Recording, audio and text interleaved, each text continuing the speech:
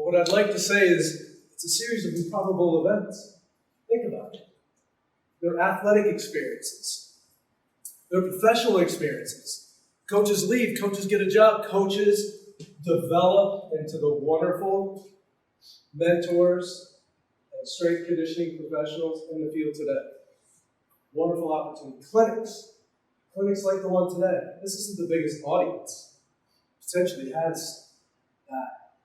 With Mondo here today, taking the video, doing a service to the profession that they're doing today.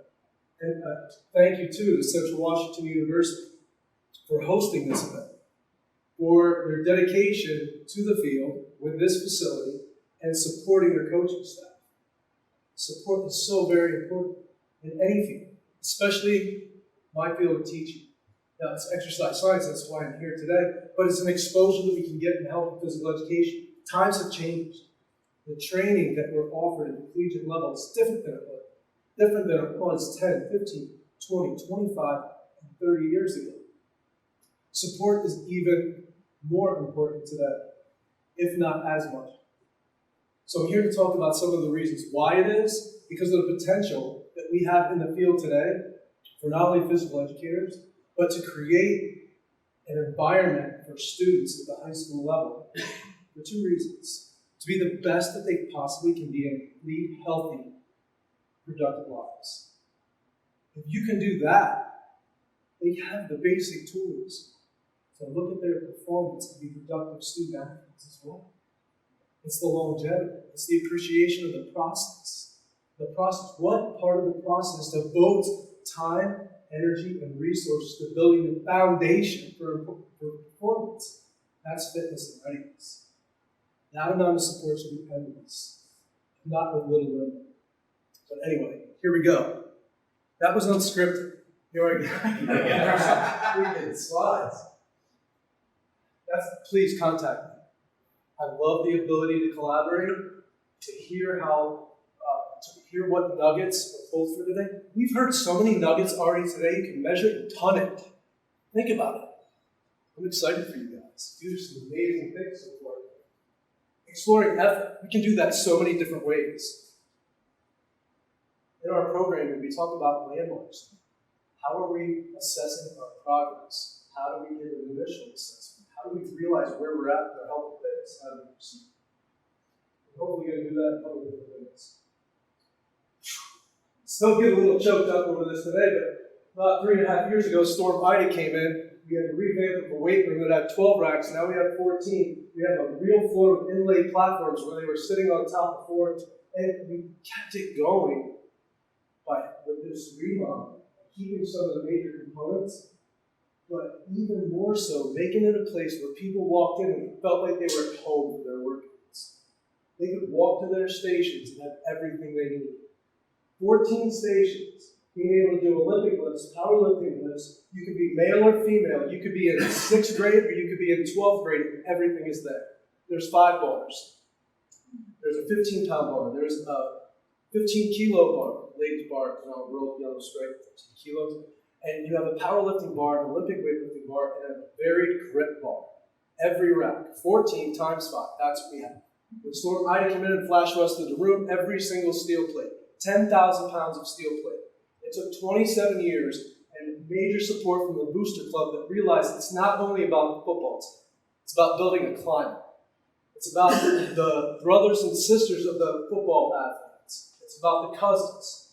It's about making sure that the middle school gets an exposure like the high school so we can build the culture of our community. There's a big cultural component for that set. 7 years. It's nuts. But in January 1st, I retired at 55 years old. I had over 30 years in. I took that for a multitude of different reasons.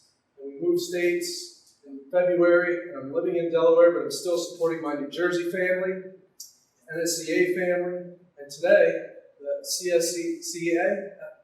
I'm here to support you too, because we have similar goals. We help each other. We assist each other. We support each other. In so many ways, hopefully I can shed some more light on that too. I started out being a dual major in health and physical education and exercise science at Lock Haven University. So being able to do that, I did that in 5 years. Nobody can take 17, 18 credits anymore. We did that because it was important. It was threaded together. Last year was student teaching and whatnot. Field experiences were in the 4th year. But I didn't know the direction I wanted to go, but I was a college football coach right out of the gate. I was hired by King's College to be assistant football coach and a strength coach because I was a football athlete, football student athlete at Lockheed. A great experience. That was really the fire that was lit for me. Because going in at a 245-pound offensive lineman and flourishing at 275 pounds, if you could build it and move it, you're going to build it some more. That was a wonderful experience. And I told my wife, protein 5 times a day, coach. You need it. If I drop below 195, we have troubles. I need the protein. We've got to make sure that we get the meals in. Because right now I'm going to stay active. I'm going to be a reflection of my programming and the principles that make our profession strong. So hopefully we're keeping that going. The resources and the celebrations. So many visitors. Dr. Avery Fangbaum, we have over 12 published research studies in youth exercise science in that lab that you see behind us in that previous picture. Those are all my students that visited me in the last week of my teaching career. I'm up there shagging volleyballs during one of the classes. And I figured it was a good time to take a picture with the motto t-shirt, Grind No More in 2024. It's a different grind now. I don't have to be at bus duty at 7 o'clock in the morning, teach all day long, bus duty in the afternoon, and leave about 6:30 with all of the in-season and off-season programming after school. That's 4 sports seasons a year. High school strength and conditioning coordinator, HPE teacher, that's fall, winter, spring, and summer. That's 8 to 12 hours a day for more than 25 years. And I appreciate everything that NSCA has done with the emeritus program at RSCC because that's important. I look to apply for that soon. A lot of support over the years to do that and a lot of respect. Down at the bottom, some of these returning athletes, and I smile because there's no smile like Justin Brown's in the bottom right of that picture. The University of Maryland receiver, played at Frostburg State, was prepared for the NFL Combine. The same thing with Chakamanko on the left, playing at Rutgers with his brother, Thomas. These guys were prepared for the Combine. We kept in contact. Programming and exposure at the high school level is such a powerful tool. You know, to get the videos and share with them, it's all right that that 40-yard dash time is at 4.6. Because look at those first 3 steps in your 40-yard. It's all about the coordination of the left and right arm.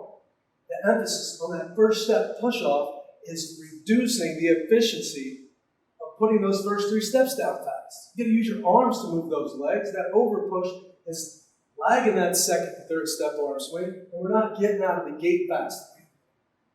It's the simple things. It's the coordination.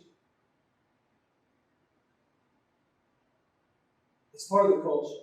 I didn't have the opportunity to coach 3 of these people, but that's women's professional soccer up there. Coach Phelps, who ended up coaching at Clemson. That's Ricky Kroll. That's Sean Mayer. Sean O'Hara.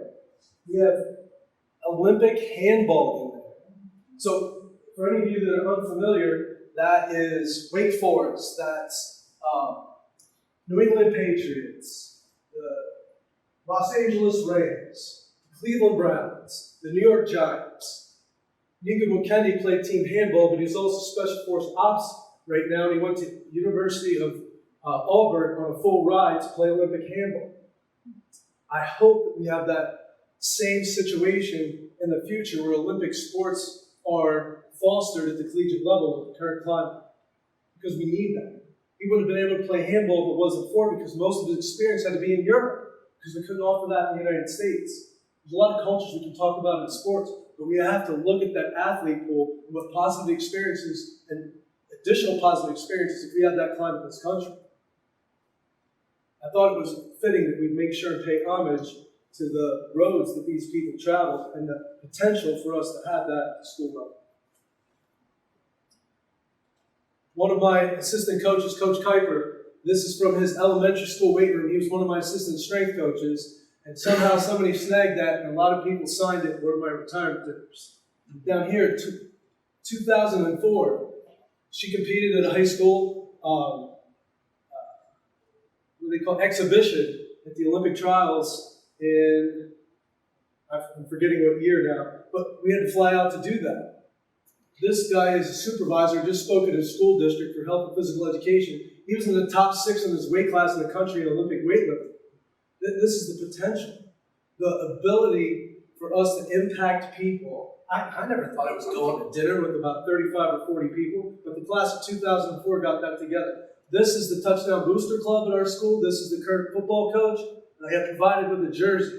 If it wasn't for them, we wouldn't have those resources. We wouldn't have the things that were placed in that room. And it's important to know that that's support. That's just not buying things for them. That's supporting us in so many different ways. Of course, I had to answer questions. What is that for? How are you going to use that? What does that mean for the future? And are you going to ask for something else from this? It's really important. But I thank you. The room was built. I was teaching in West Philadelphia. I went to do something for the Phillies, promoting youth fitness and conditioning. And one of the guys that was leading one of the groups through knew that Hillsborough, New Jersey, not far away, about an hour, was looking for a person to staff a pole barn, 3,000 square foot weight room that we saw, for programming during physical education and after school, or in season and out of season after. So they realized the need. It's a special population. It's a level of differentiation to help physical education, offer physical education, teach resistance training as part of the HPE curriculum. And it was time to do that. I did that for a long time. I didn't end up doing that in my last 5 years. We had staff reductions. Then we had a change in administration. It's a different level of funding. And I had to go into the mix. That's why I was shagging volleyballs. Not down in the weight room teaching 3 levels of fitness as an opportunity for 4 different grade levels, 9 through 12. It's changed. It's changing. We're lacking supervisor support because of the reduction in the budget. So those initiatives that we have, we're hoping to keep those things moving forward to be able to promote that in our school districts. We don't have those supervisors. And it's key because it's a discipline within itself. They can partner with science to do it. That whole idea of STEM, that was a STEM lab that was up there. Science, technology, education, and math, physiology, extension, exercise, physiology, biology. It's all very important. This is me right now. Unbelievable is the ocean during the winter. I get a chance to go down, think about things, orientate myself, set my course on my retirement path. This is Bethany Beach, Delaware. Snowy, sun's out, warms the beach up, way warmer than anywhere else. And I get to find things when I'm out there. It's a lot like our careers. My personality type, I heard a lot about personality types. Introverted, athletes that are introverted. My personality type, I'm a little blue, a lot of orange, and a little bit of green. Green is quiet, introverted, and curious. Blue is harmonious. They want people to get along around them. They want to get to know people. Relationships are really, really important. Orange is as adventurous as you get. They might seem like a squirrel. 60 slides today. I'm not doing very well with my pacing. I got to pick it up. But those people are important too. Because how would I get on that plane? They're all nervous the first 3 days before, got 3 hours of sleep, and have this much energy today after all of that. It was crazy. 7 to 8 hours on the plane. I got 6 hours last night, 9. That's 9 in about 2.5 days. But it's important to know about people. I love being with my every day. I've found things, nobody finds shells like this. I saw a seal, coach saw it the other day on the beach, and he said, well, dude, you're waking me up. I'm sunning myself and headed back into the ocean. And I found pumice, which is a big rock. It's light, but it floats in the currents of the ocean from Iceland. Pumice comes from nowhere else but Iceland's volcanoes in the sea. Isn't that amazing? To know that that little rock ended up on Bethany Beach from there. But if you're not out there, you're not going to find it. I'm here at a clinic today. I get to hear nuggets, tonnage of nuggets today that reaffirms things, reminds me of things, sheds a different light on things, and that's really, really important. Advocate and serve is what I'm doing here today. If I can hook that up with a couple little things to help make life easier in retirement, because fixed income now, you're getting a pension, I want you guys to save. You have to save. You get your first job, you have to think about your retirement. You can't work until you're 70, you can't grind until you're 70. Please do what you enjoy. Prickly Pear Trail. How many people live there and don't know about it? You jump on a little trail, you jump up and you see the bays, you come back, and 5 miles, I can see so many things at that beach. But I didn't know unless I went out and explored it and found it and checked the map out and saw it. Then I got a chance to visit some high schools in the area. I'm going to be on the state committee for the NSCA, going to learn about what's going on there and how we can serve the physical education teachers and strength coaches in the state of Delaware. A lot of discrepancy within 30 or 40 miles. A lot of discrepancy. Some opportunity, no opportunity, or more opportunity than all. We need to provide that opportunity. Hopefully we can find a common thread and continue advocacy from all our associations offered as far as education. You've got to live stronger, more productive lives. That age of joint replacement, major back surgeries have gone from the low 60s to the high 50s. It's not just because we're working harder, we need to work smarter. There's things that we need to do. Mission and vision, something developed in my last third of my career. What is this mission and what this idea of vision? It's a shared thing. And when you look at all these words, I know there's a lot of words up on the screen. We got to break it down a little bit more. 3 levels of personal fitness. Where do you start at? You got to develop that first thing. 3 driving principles. I thank Yale for this. That staff formerly of Springfield College Education, and that cooperation between Yale and a high school strength coach, being able to go up there and do that. If I didn't get 2018 National High School College Strength Coach of the Year, I probably would have been at Yale. If I wasn't seeking out somebody to come in and help me with testing and assessment, I probably would have been at Yale. Still, I'm seeking things out. Improbable events, turns of events, things that happen during testing. Nico McKendy, that handball athlete, jumped 39 inches in the vertical leap. Those 2 kids that you saw to prepare for the combine, 36 and 38 inches. Broad jumps, 11 feet, 10 feet 8 inches, 10 feet 3 inches. That 40 time didn't need to be 4.6 if you're jumping 36 inches. It didn't correlate. That's where the coordination aspect came in, and we could sell the game. So it's about threading all those things together. Those 3 driving principles helped us. Promote participation. Personalized fitness program of improvement and maintenance. We're personalizing. It's just not one program. It's their own program.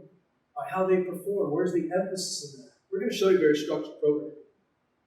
But these competencies are most important because not everybody has the same competency level in those areas. How many areas can we count? Are you working out or are you training? These are those competencies. Postural integrity, stance, grip, dynamic balance, range of motion, tempo, pacing, and breathing. Might be difficult to read. And how much controversy. This went through almost a year of review, and we said, oh no, we can't do this anymore. Give it to JOPR, the Journal of Health and Physical Education, Recreation, and Dance, and it was accepted within 2 weeks. Why? Because it's important. We can coach and focus on these things, and all these things become tools in the end. These things are most important. When you're doing a set of 12, you can't breathe in and out with every rep. You got to breathe more frequently. Because when you're doing unilateral rep or a pause set of reps, you might have to breathe 3 times in one rep. You have to brace and breathe at the same time. Isn't athletics about doing that? Coach talked about how athletes look when they move or walk around the room. They're bracing and breathing at the same time. They're bracing, moving, and breathing at the same time. There's the article, Developing Resistance Training Skill Literacy in Youth Joburg, March 2023. We added something to this. We add rotate and anti-rotate exercises to this to focus in on that breathing. Being able to rotate somewhat in our motions, shoulders and hips, both being reference points, and consider the fascia in doing that. Series of improbable events. Bill Parisi and I were heading into strength coaching at the same time. Parisi Speed School. Raise your hand if you've heard of Bill Parisi.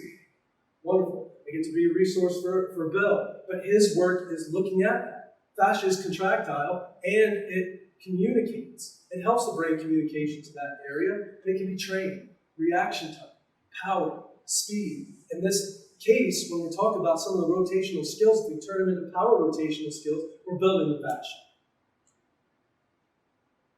And Dr. Avery Fagenbaum, I heard him speak at the New Jersey State Clinic, but he's the world's most renowned researcher in youth exercise science, the International Olympic Committee resource for where are we going and measuring what state of affairs we have all across the world. There's a huge discrepancy as we go around the world of how we value fitness and readiness in our youth and in stages of development. If we take a look at the downside of that bold arrow going to the right, we see what's happening in society today. We see video games, we see computers, up here, we see strength training as a base. I sure wish we had some more physical activity up here associated with resistance training, but we'll get there at one point because everything's evolving. But we see what's happening. This is the physical capacity. In our programming, we're concerned about physical capacity. We can't just be worrying about foundation. We have to work on levels of fitness in our programming as well. How can we do that? A lot of words up here: sport participation, skill literacy, fundamental movement skills, mental health, cardiometabolic health. Oh, that's an Avery Fagenbaum term. We can dig into that one later. You can probably get into skeletal health. We're building bone density by time under tension. It's really important. We can build that 12, 13% in just a short amount of time in a couple of cycles. All right, here we're going to rip through these. Spartan ongoing interest before youth become resistant to interventions later in life. Art and science of designing resistance training programs. Develop competence, enhance understanding, promote adherence, and optimize performance. Resiliency, that's what that is. We're looking at how to explain this idea of resistance training skill literacy. The whole article wrapped up into 5 slides. Overemphasis on the quantitative aspects may undermine the qualitative aspects. Talking about maxes, it's a great tool, but what are we getting from doing those things? We have to understand that. How many sets and reps? What if you can only finish 3 sets out of the 5 today? What does that tell us? Does it mean that we failed at the workout today? No, because they might have increased their max load from the previous week by 4 reps. That's 20 pounds. 20 pounds in 5 reps is how many pounds? 5?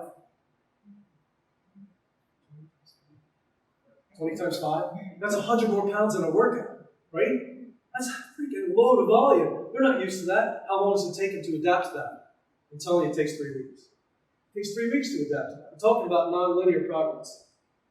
A systematic change in the design and delivery of youth resistance training programs. We can't be doing this with a reduction in the opportunity for physical education to be more fast and well-rounded, to provide the tools for a longer, healthier lifestyle. And whether that includes sport or not. Inclusive concept comprising interconnected elements of knowledge, understanding, skill, performance that evolve over time. Evolve over time. Doesn't mean where you're at now. It's where can we possibly be. We've got to look at those things. And muscle strengthening exercises are the key. Strategies that enhance learning, improve adherence. It's so important. Here's the 3 driving principles. Thank you, Coach Reno at Yale. I was training at Springfield College. Explore optimal posture in everything we do. Explore effort. We have to do it. How can we do that? The world's calling for ways of doing this. Understand the whys of our activities and our current condition. Why? What's your current condition? What can we do to get better? As coaches, we need to understand this journey, why we're valuable tool. You saw it so many times already today. I can pull 15 nuggets out of what we heard already today about compassionate and supportive coaches.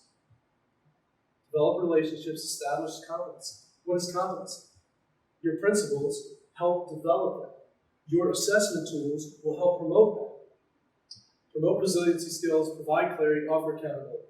That, I got cheers when I put this up in school district staff development because they Brian Kane fans up there. But we're looking at performance pathway. We see how important the culture is, that we can all come together on this mission and vision, core principles become common, and then we take a look at leadership. How are we supporting our coaches so they can get results? Support, accountability, and clarity. Programming, we can offer all of this. Are we able to do that? If we have a shortcoming in there, this is where program development helps out. Building trust. We as coaches, by setting up our mission and vision and looking at our philosophy, we have that connection. We can look at our elements of positive character and we can be positive role models so our athletes have that. And competency. Through our experiences and common search for knowledge, we can do this. That's one of the reasons why we're here. That's why I value all the messages from coaches.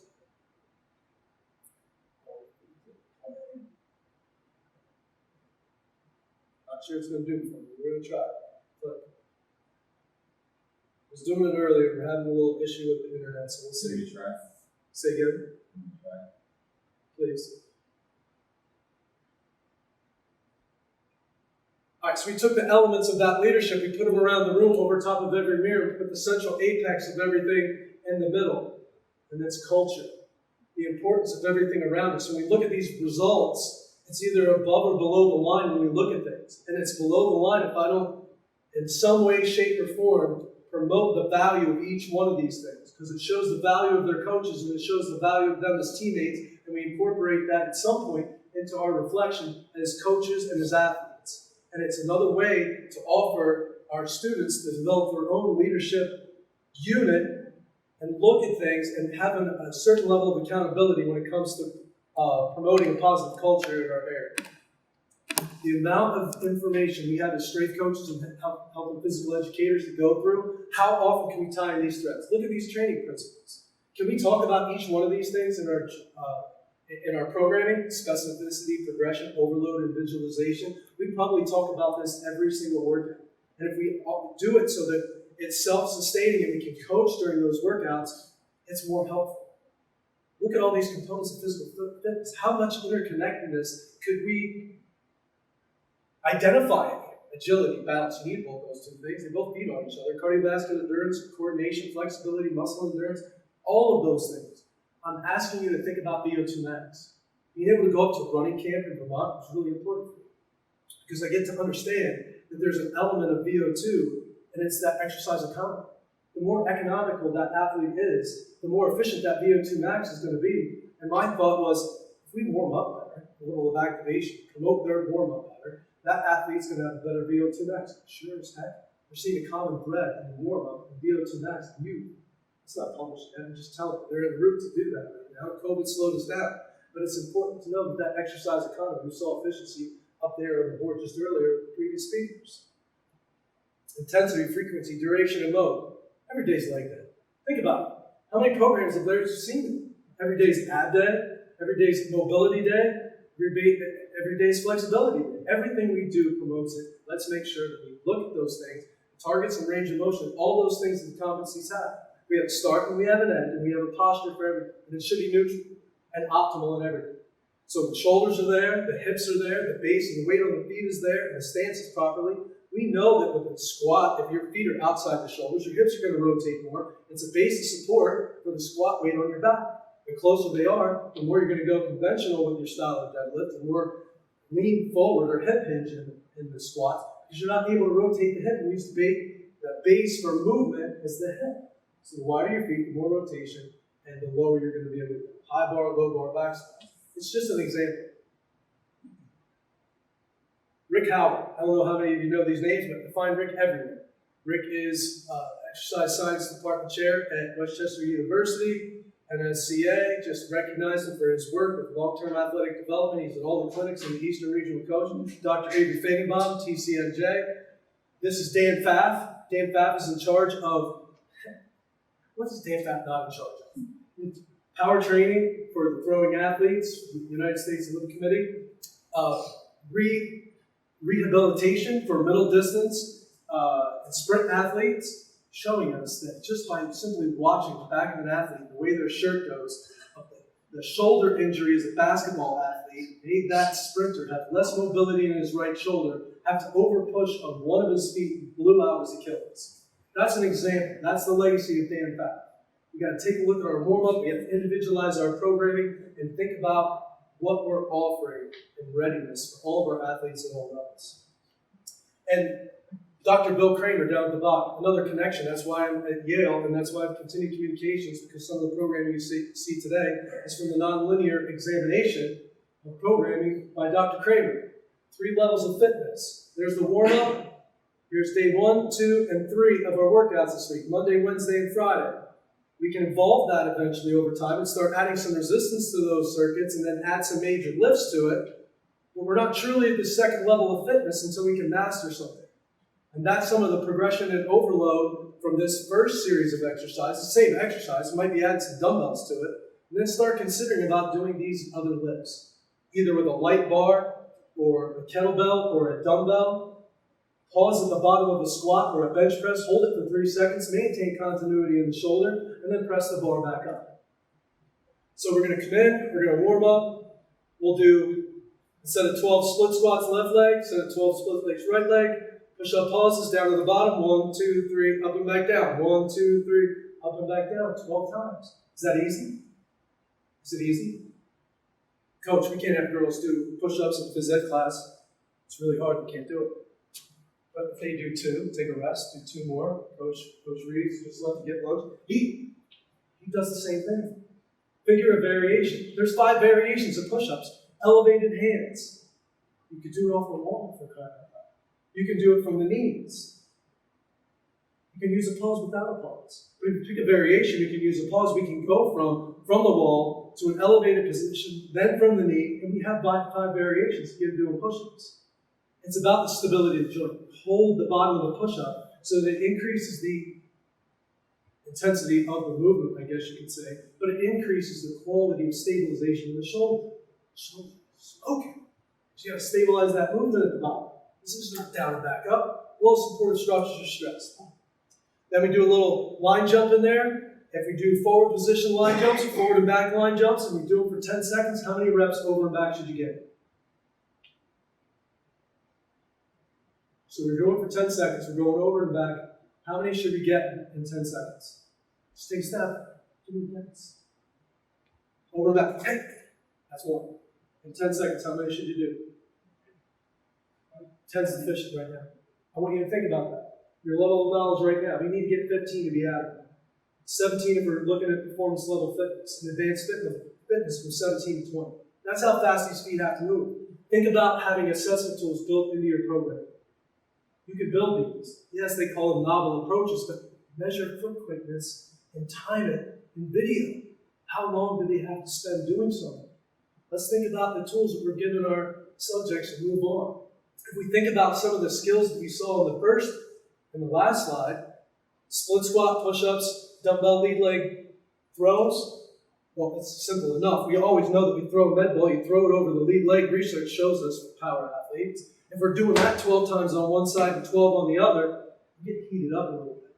We're asking that fascia really to hurt. It's an anti-twist exercise. We're asking them to stay square while they do it. Release the med ball or not, they're leaving the floor. It's a power exercise. Feet don't stay on the ground.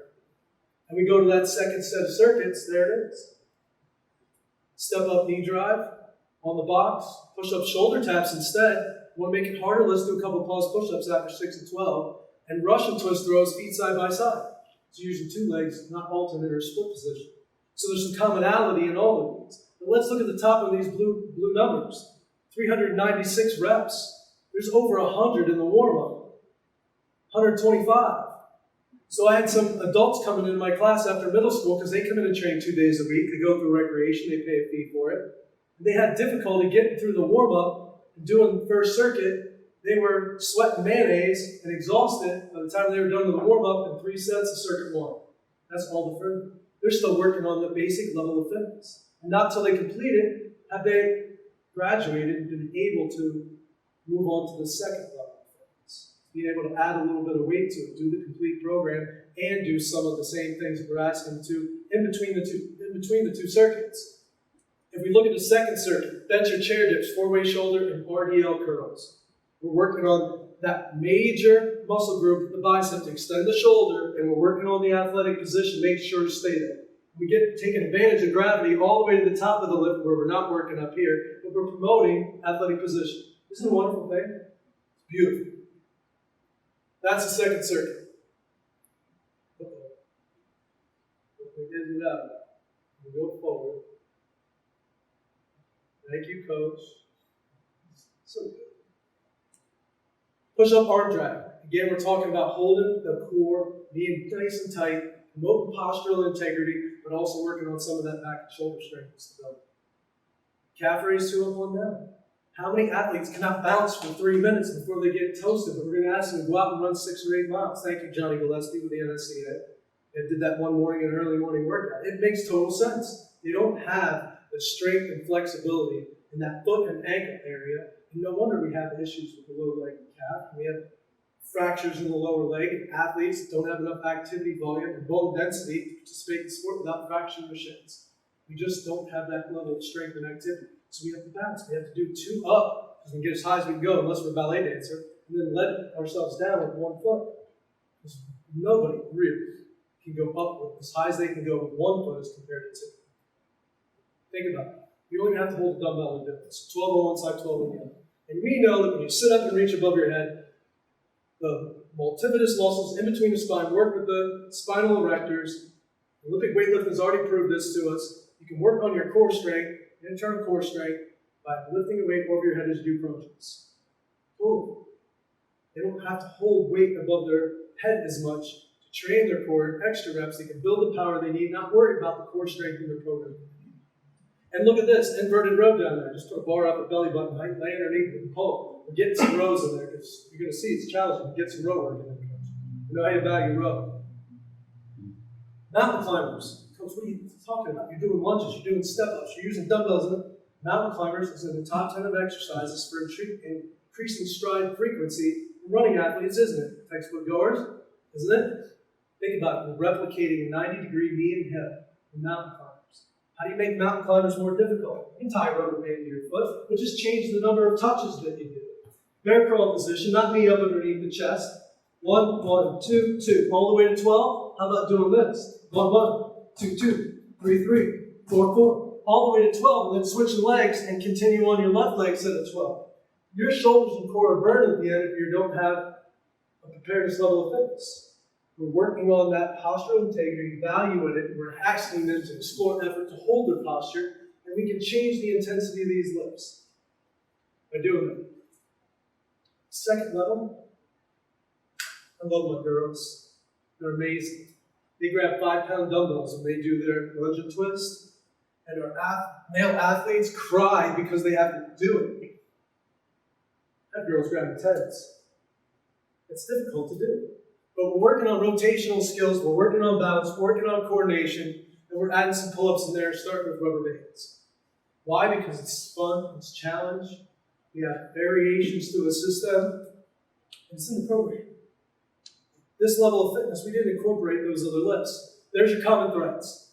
Split squat, knee drive, mountain climbers. Push-up pauses, push-up shoulder taps, and yeah, single leg isn't in there, but mountain climbers add to that shoulder stability because you're at home to plank and push-up position. But the threads are there. The movement competencies that we're talking about. The targets and the range of motion. The balance and coordination aspects of it. The practical part, if we get this as a bridge the gap for NSCA, we're spending 90 minutes, we can do these exercises, not just present them like I'm doing today. Hopefully we'll have that opportunity soon. Circuit 2 threads. We can take a look at those. That helps us if we're addressing the competency, and how are we as coaches promoting those competencies in these exercises. This is how I practice coaching. This is how I prepare for clinics. Because I can draw reference back to those competencies. I know as a coach, place value in it because I can think of 5 athletes that are short in any one of those competencies in my workout. Line drills, inverted row, pull-ups, and a little broad jump in there. I laughed at National Convention. We'll blow through this. I laughed at National Convention because they said better performances than the long jumper had on deadlift day, post deadlift by 3 minutes.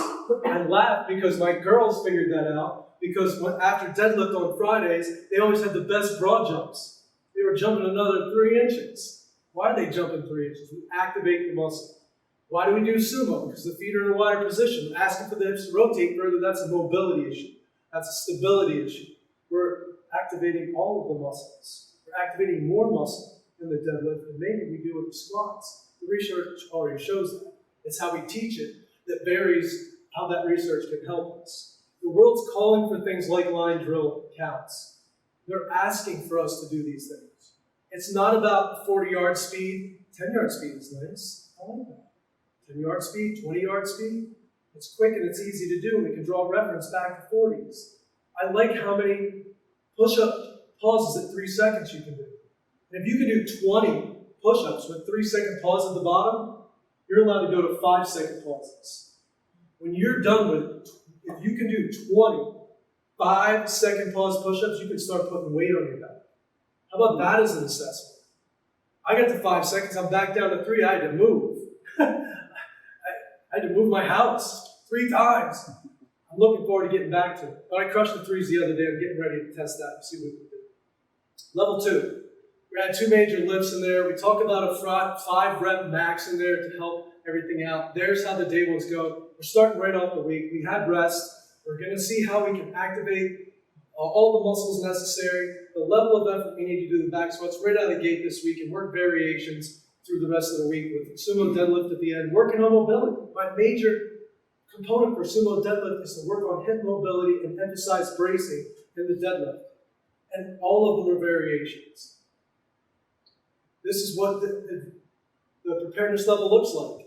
We're going to come in and do these as an extension of the warm-up for 3 sets. We're going to grab a drink. We're going to help each other get through 5 sets of 5 of the squats, 5 sets of 5 of incline bench or the performance model to snatch progression, and then active rest, we're still doing our line jumps, and then we're coming up here and finishing the workout with mobility. 15 minutes, 15 minutes, 15 minutes is 45. 15 more minutes is 60. If you can keep to that and got that on the board, and our group works through the levels of preparedness, they have readiness to do this, because we talk to them about that as they go through it. 446 repetitions in this workout. We can't do this with a team that's in season. What do? We can pick and choose one of these 2 circuits. We only go to set number 3 with the squats. 446 reps. Last, to break, 374 reps. The clean pull is set at 60% of the back squat. The incline bench and the front squat are set at 75% of what the squat weight is when we're doing the 5 rep. We start by exploring weight for 2 to 3 weeks by a 45-pound bar, a 95-pound loaded bar, or a 135-pound bar. And in the youth, we add the 15-pound bar to it.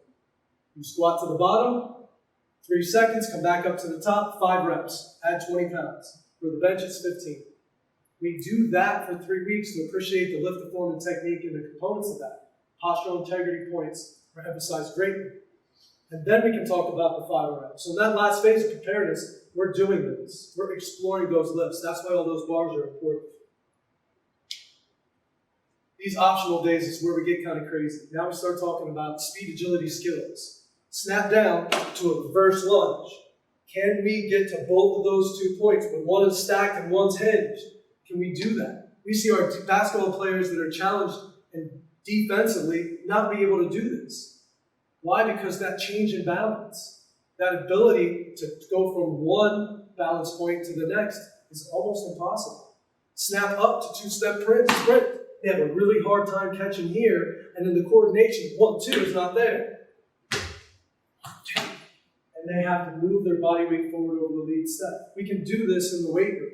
It promotes those things, and it's fun for us because we can work on those competency levels with little detriment in our recovery, and then start talking about this programming down here. Push press, the push jerk, snatch pull, power snatch and snatch.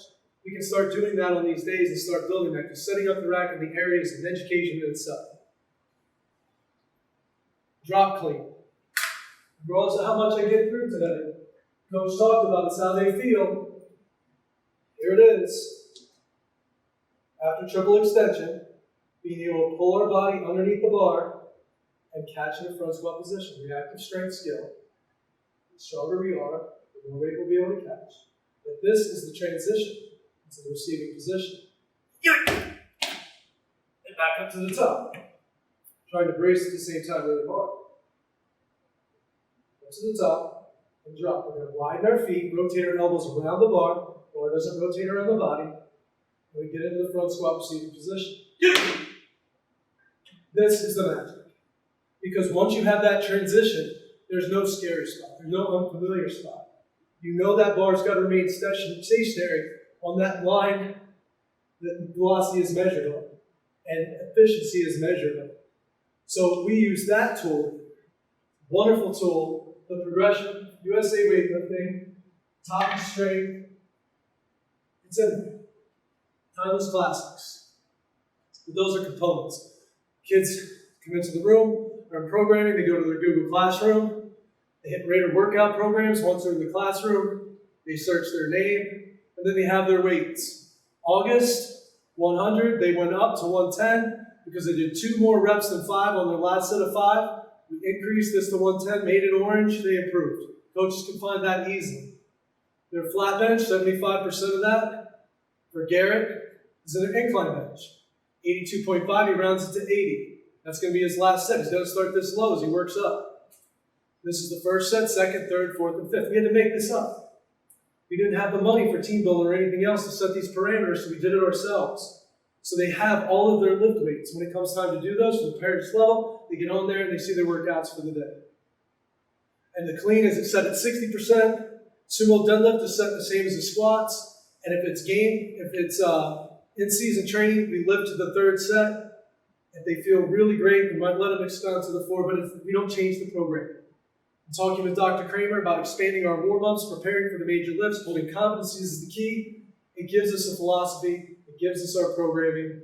We have everything we need all year long for this. It helps us out tremendously, considering our culture and our organization. It's just another example of two other athletes, but know that each month we're able to mark these resistances down if they change within that month, and we have some constant improvement going on.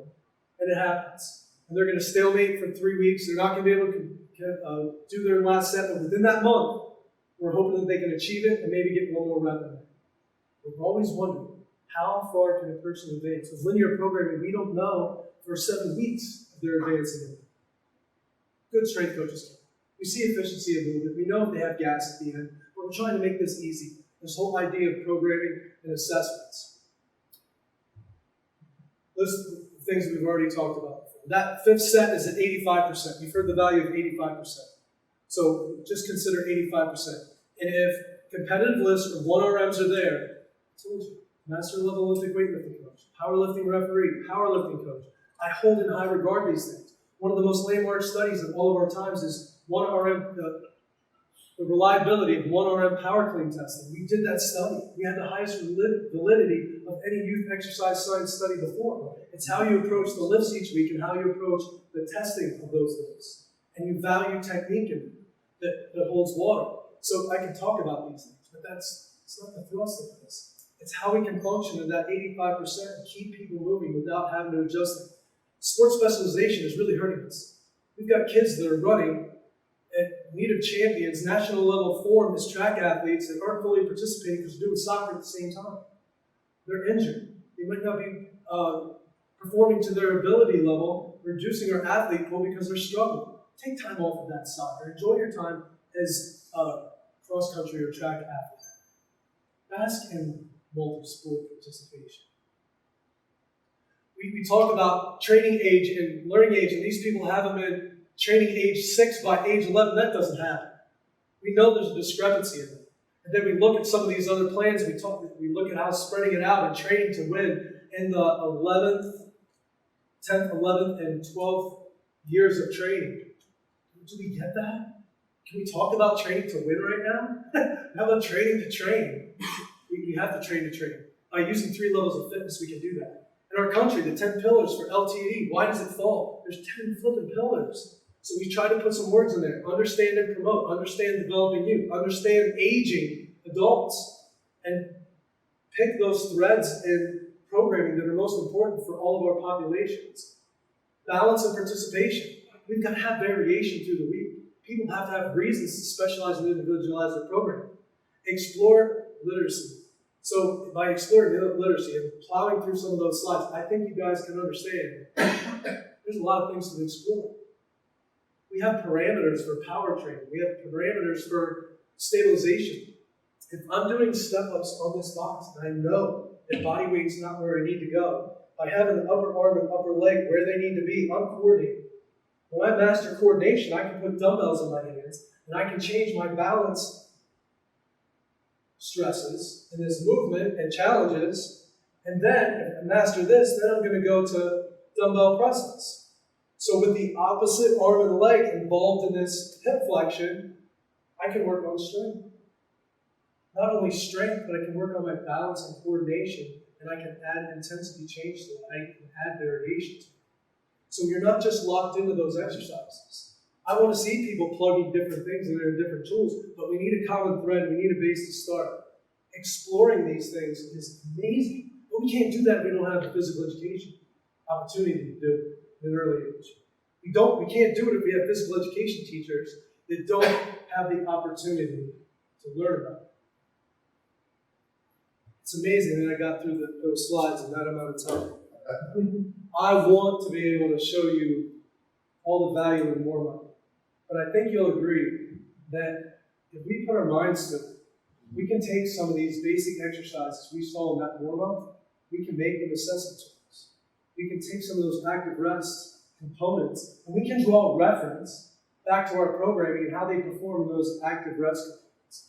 When you do a T-spine, you can only make it to 20 degrees. You got issues. We got lacrosse players that couldn't get past 90 degrees. Their rotational split.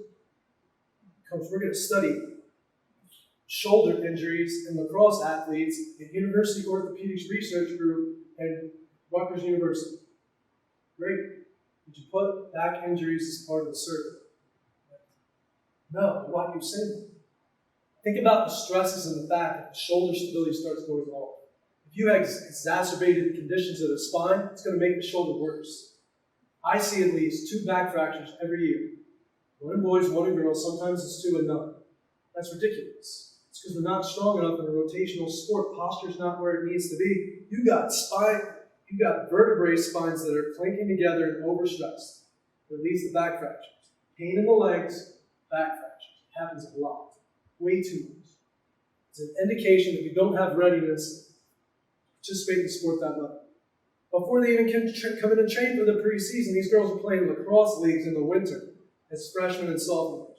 They should not be allowed. Go down and play 5 or 6 games during the weekend and come back and think about training. There's smoke on Mondays. They go out and play. We can't train for fitness. We got to train to recover. It's just one of those things. I appreciate your attention. If you guys have any questions, please feel free to ask.